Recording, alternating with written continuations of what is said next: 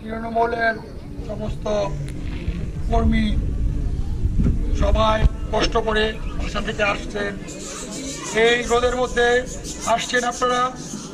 সর্বপ্রথমে আপনাদেরকে বাংলাদেশ জাতীয়তাবাদী দলের পক্ষ থেকে, দেশনেত্রী খালেদা জিয়ার পক্ষ থেকে, তারেক রহমানের পক্ষ থেকে, বিএনপির জাতীয় নির্বাহী কমিটির নেতা, আমাদের নেতা, মানুষের আস্থার প্রতীক, শান্তির প্রতীক, একজন সত্যিকারের মানবিক লোক জননেতা কামরুজ্জামান রতন ভাইয়ের পক্ষ থেকে আপনাদের সবাইকে এবং আমাদের এখানে যারা যারা বিএনপির নেতাকর্মী আছেন সবার পক্ষ থেকে আপনাদেরকে অসংখ্য ধন্যবাদ। আর আমিও বক্তব্য দীর্ঘায়িত করবো না, আমাদের এখানে খুব বড় প্রোগ্রাম না, ছোট্ট একটি প্রোগ্রাম। আমরা এখন 2টা সেলাই মেশিন দেব, আর ভাই কিছু নগদ অর্থ দিয়েছে যারা সত্যিকারের একটু কষ্টে আছেন, দুস্থ নিপীড়িত মানুষ, সেগুলো দেখে দেখে আমরা দিব। আপনারা যারা আছেন এগুলো শিপন, নজরুল ভাই, রাজীব, ছোট শিপন যারা আছে, ইমরান, নয়ন, জাহাঙ্গীর, যারা আছে, পিন্টু আছে, আপনারা শিপনের কাছে লিস্টটা দিবেন। আমরা পর্যায়ক্রমে এবার হয়তো আমরা সবাইকে দিতে পারবো না, যতটুকু ফান্ড দেওয়া আছে আমরা কিছু ক্লাস করে সেটা দিব, কিন্তু এটা চলতে থাকবে।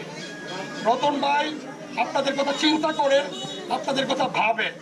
আমরা বিগত দিনে আমরা অনেক নেতা দেখেছি, আর আমাদের মীরকাদিম পৌরসভা, বিশেষ করে মীরকাদিম পৌরসভা মুন্সিগঞ্জ জেলার মধ্যে আপনারা একটা শান্তিপ্রিয় একটা এলাকার অধিবাসী। আমরা হানাহানি কাটাকাটি চাই না। আমরা মীরকাদিম পৌরসভায় আমরা শান্তি চাই। আমরা মীরকাদিম পৌরসভায় 20 বছর 30 বছর আগে যে ঐতিহ্য ছিল, মানুষ খেলার মাঠে যেত, খেলাধুলা, সংস্কৃতি, আমরা সেই পরিবেশ চাই।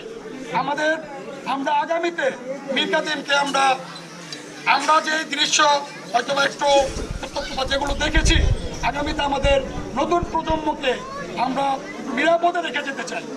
সেই সুবাদে আমরা ভালো মানুষ, আমার নেতা প্রয়াত জননেতা এম শামসুল ইসলামের রাজনীতি করেছি।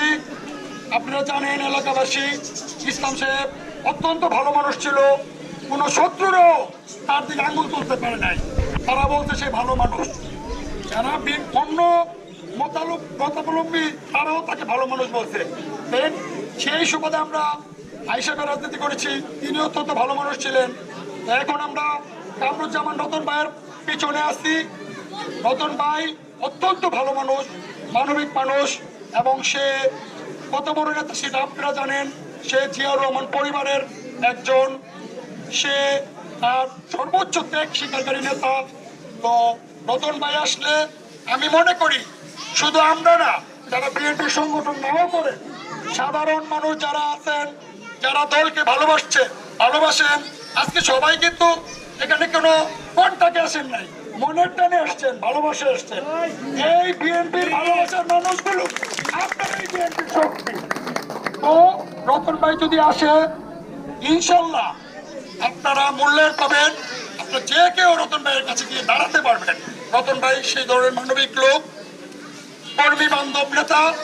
আগামীতে আমাদের বিএনপির হাইকমান্ড সেই রতন ভাইয়ের ত্যাগ, রতন ভাইয়ের অবদান বিবেচনা করে ধানের শীষের প্রতীক রতন ভাইয়ের হাতেই উঠবে, সেই প্রত্যাশা ব্যক্ত করে আজকের বক্তব্য শেষ করছি। সবাইকে ধন্যবাদ। আর এই মুহূর্তে এই অনুষ্ঠান আমরা এই মুহূর্তে সমাপ্ত ঘোষণা করলাম।